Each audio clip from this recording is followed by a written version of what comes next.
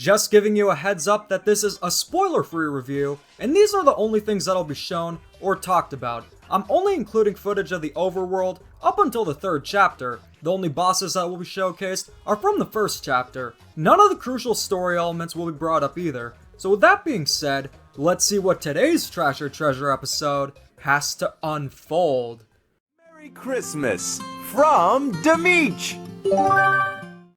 You guys have been waiting for this day, haven't you? The only reason it took so long is because I was seeing a psychiatrist to help me not think about Reese's obsession with Paper Mario while playing Paper Mario games. Earlier today, I went to Staples, and when I went into the store, I couldn't believe my eyes, because all across the store was Paper Mario the Origami King merchandise. Paper just gives me that warm, tingly feeling, and I really just can't help myself to get more paper.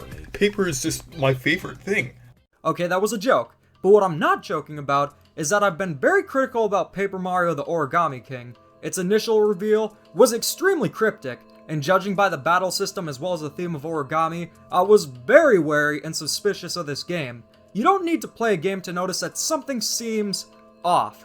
Mario Golf Super Rush looked barren and lifeless when it was revealed, and wouldn't you know it, that's exactly how the game turned out. A majority of the time when I can tell a game will be either underwhelming or bad, the game turns out being either for me. Opinions are subjective, so I'm only referring to my opinion, and looking at the past 2 Paper Mario games being Sticker Star and Color Splash, Origami sounded like the perfect concept for a threequel. The games also have many similarities too. Sticker Star had Kirsty, a sticker companion. Actually, companion isn't the right word. Kirsty is an unpleasant nag. On the bright side, Huey from Color Splash is a goofy bucket of paint, and Olivia being an origami companion made me assume that Origami King would essentially be Sticker Star 3. Assumptions are part of the human thought process. If you see this picture of me next to an orange and have seen prior videos, what do you think the image means? Do you think it represents a gator enjoying a citric fruit? You probably would assume right away that it has something to do with the annoying orange. When it comes to Paper Mario, this series has seen dramatic changes over the years. The first 2 games were RPGs with a colorful cast of interesting and unique characters. The Thousand Year Door was a perfect successor to the first game in every way. Super Paper Mario, on the other hand, is a platformer RPG hybrid. It might not play like the first 2 games, but it has interesting characters, locations, and an epic story. Most fans of the first 2 games include Super Paper Mario as one of the classic games because it still has the core elements of what made Paper Mario great to begin with, despite being a completely different genre. But then we get into Paper Mario Sticker Star. Some may assume I think the game is bad because I'm a classic Paper Mario elitist. Well, guess what? Paper Mario Sticker Star is actually the very first Paper Mario game that I played extensively. I have evidence to prove it too. I didn't get the Wii U for my birthday, but I did get a lot of cool things like a portable DVD player and Little Debbie's and Paper Mario Sticker Star and all this stuff. It's awesome.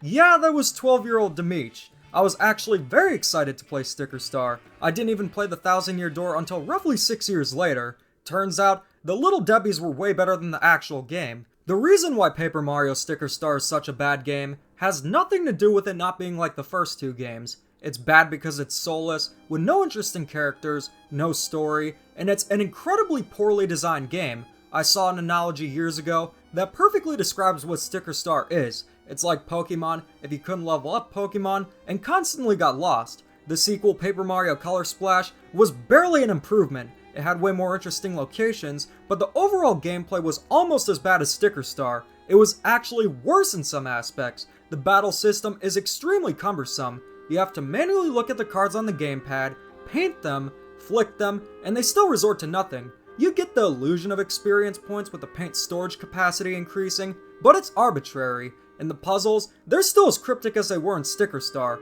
The only reason I got it is because in 2019 when Walmart was clearing out Wii U inventory, the game was only $23 new.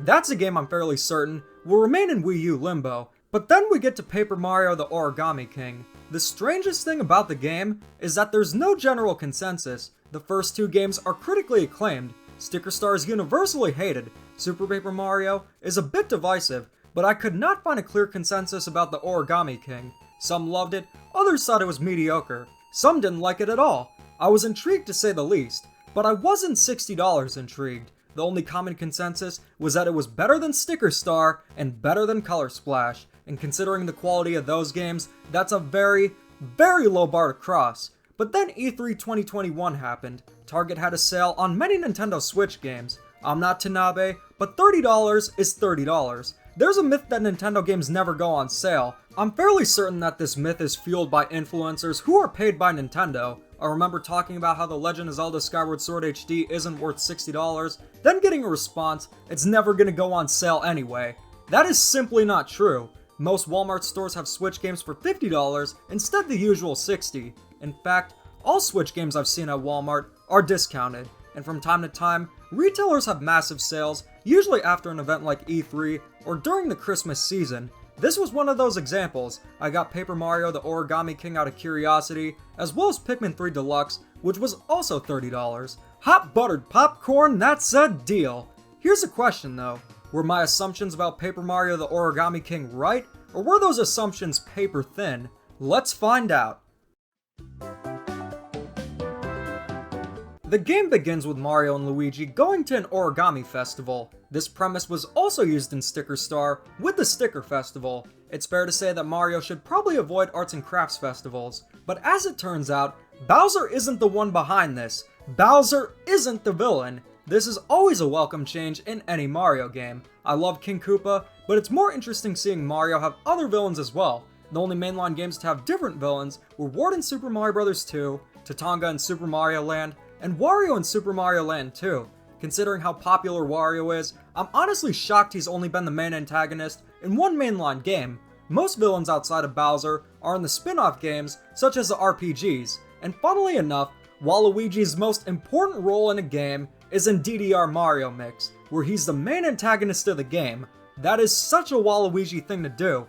The villain here is King Ollie. The game has a heavy focus on story, and to avoid spoilers, I won't get into detail on why he's exactly the villain, but to be honest, he's not one of my favorite Mario villains, mostly due to how simplistic the design for him is.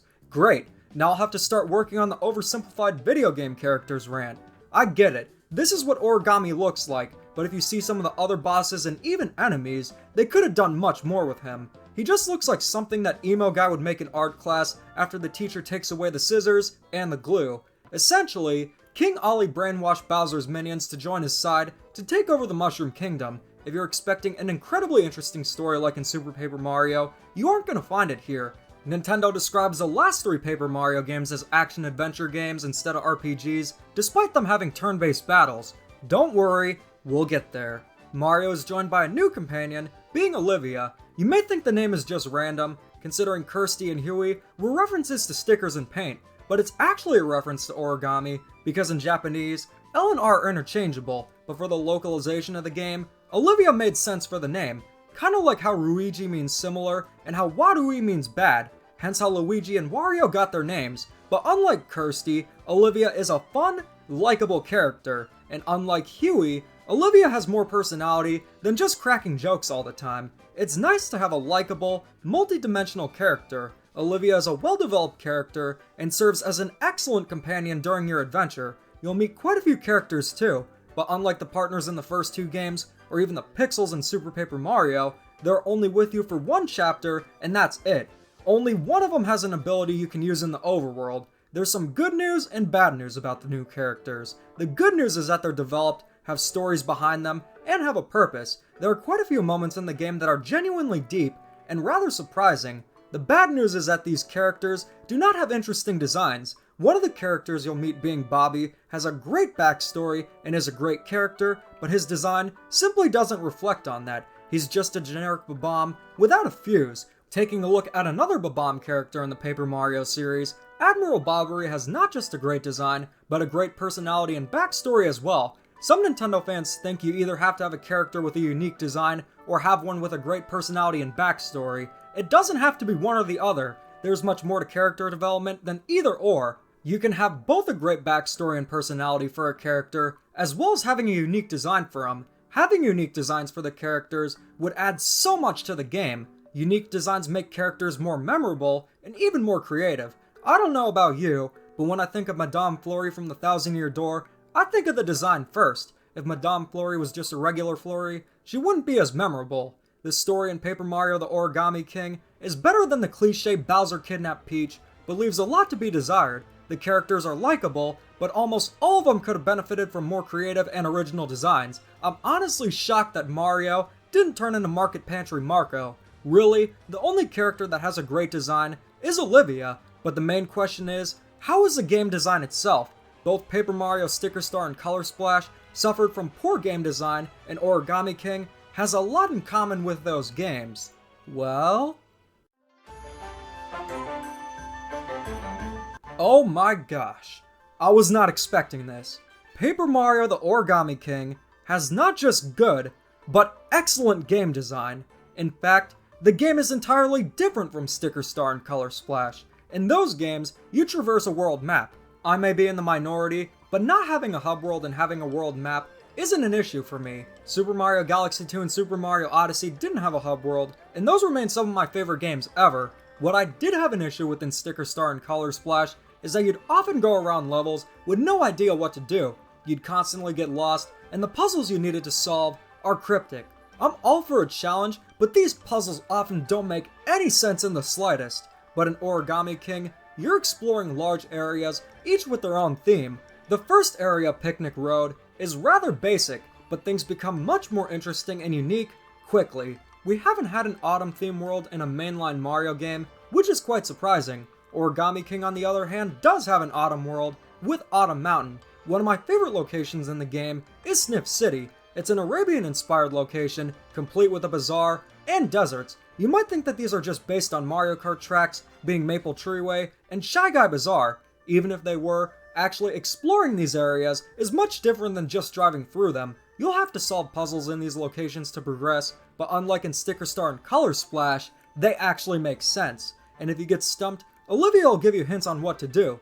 There's a heavy focus on exploration and collectibles, making it more reminiscent of a 3D Mario game than an RPG. If you want to 100% the game, you'll have to cover all the holes with confetti, as well as finding the folded toads in the area. You can also interact with the environment in different ways too. Mario is given extendable origami arms that can be used to solve puzzles or get collectibles. Everything flows excellently and feels like a true adventure. The main gameplay is excellent. But despite Paper Mario the Origami King not being an RPG, it does have turn-based battles, literally and figuratively. This is an element of the game that could make or break it. Color Splash could have been at the very least decent, but the cumbersome battle system just ruined the entire game. Everyone feels differently about the battle system, but this is how I feel. Origami King's turn-based battles are quite literally turn-based battles. You're placed in a ring and have to line up enemies in order to defeat them. You'll have more advanced battles with the bosses. The main issue Sticker Star and Color Splash had with the battles is that they amounted to nothing. You battle with stickers or cards to get coins, to buy more stickers or cards, and it makes the game an entire never-ending pointless cycle, and it's best to just avoid battling. You don't gain experience points or anything. Origami King does not have experience points, but the battles do actually serve a purpose. Unlike Sticker Star and Color Splash, you'll always have a basic hammer and jump attack, but there are disposable attacks such as items and more powerful hammers and boots. At first, this sounds like the recipe for disaster, but the thing is, you not only get coins, but confetti from battles. The confetti becomes more scarce as you progress, giving these battles an actual purpose. But with turn-based battles, you'll often play many of them in succession. Lining up enemies may be fun for a few times, but it could get tedious. But honestly, the battles were quite fun. Color Splash had long battles that aren't fun because they're trivial. Going through cards, painting them, and then flicking them isn't a challenge, but an incredibly stupid gimmick. But in Origami King, you'll actually have to think, and it's a matter of risk versus reward. It's time, but you could spend coins to increase the time, and even though you don't gain the traditional experience points, the battles are rewarding. But the best thing about Origami King's battle system is when you clear an area, the overworld enemies in that area become weak. You won't have to fight weak enemies and can just jump on them or hit them with a hammer. This is excellent game design, and RPGs could heavily benefit from this. It did get me thinking if Origami King should have ditched turn-based battles and had real-time combat instead, and everyone will feel differently about the battle system because they have a purpose and actually require you to think. I actually found them pretty enjoyable. The presentation in Paper Mario the Origami King is excellent. The game takes full advantage of the arts and crafts theme. All the locations are memorable and look great. My only major criticism is with the paper characters. I'm not a fan of the white outlines, and as I stated before, there aren't any unique designs for the paper characters, and while the paper characters don't look interesting, the origami characters on the other hand, do. Standard Bowser minions look distinct. Being made out of origami, you'll sometimes encounter enemies you won't expect to see as well. I'm so over references to Super Mario Bros. When you reference the original Mario Bros. And have sidesteppers, that is really cool. I stated that King Ollie doesn't look all that interesting, and they could have done more with him. That's because all the other origami enemies look so much cooler. You'll also encounter bosses called the Velamentals. These bosses are very cool and actually remind me of legendary Pokemon. That's a good thing, by the way. There are some questionable bosses, which I'll definitely get into, but the overall visual presentation is great.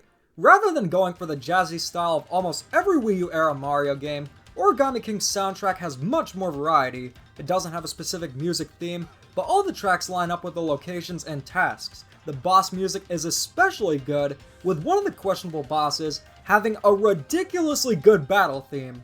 Have a listen.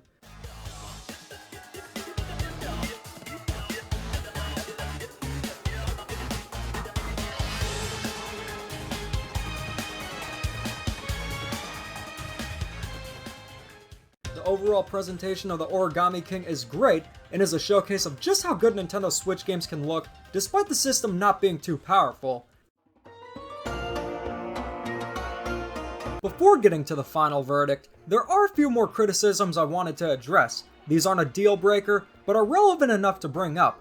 I'm not a fan of the obsession with paper. Rather than paper just being an art style and being used for some of the gameplay mechanics, the game lets you know full well that it's made out of paper, and the characters know they're paper too. You'll often see characters talk about not being able to get near water because they'll get soggy, and things along those lines. It gives the game a sort of artificial feel. Games like Wario Land Shake It, Kirby's Epic Yarn, and Yoshi's Crafted World have distinct art styles, but that's all they are. Some of the gameplay mechanics incorporate the art style, but the games aren't obsessed with it. There are also a few paper puns, but it's not an overload like it was in Color Splash, thankfully.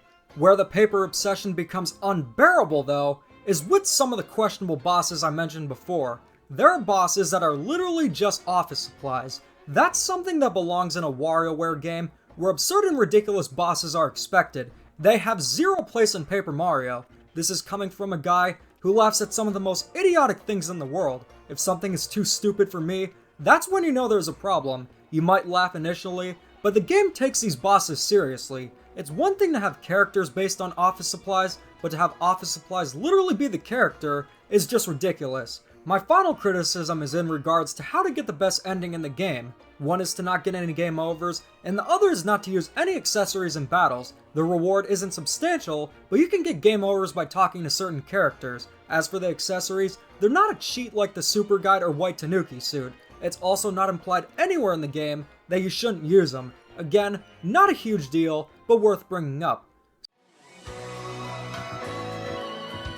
So far we've come to the conclusion that Paper Mario the Origami King has a pretty basic story, but has good characters. Even though the characters are good, likable, and memorable, they should have had distinct and unique designs to reflect on that. But the overall game is excellent and well designed, as well as having a great presentation. So what's the verdict?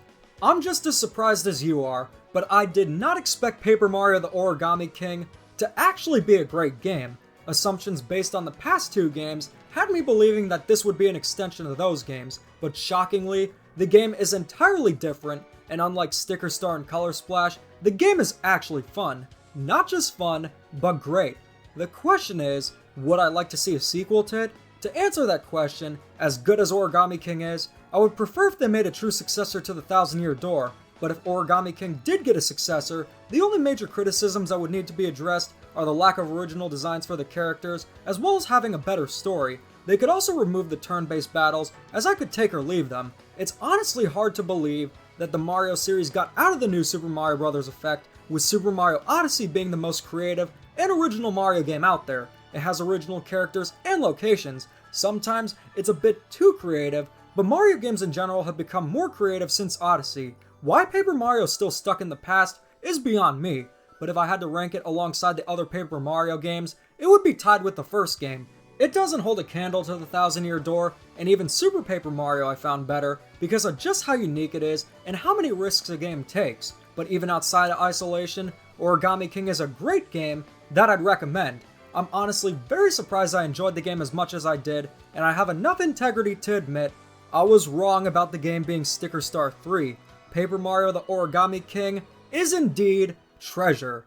This is a very rare case where my assumptions turned out to be mostly inaccurate to my opinion. This is the exception, not the rule, because I recently started playing Pokemon Sword and Shield, and let me tell you, I'm not gonna hold back any punches when I review that game. So what do you guys think? Did you like Paper Mario the Origami King? And what would you like to see for the future of Paper Mario? Anyways guys, that about cuts it, and keep calm and da-da on.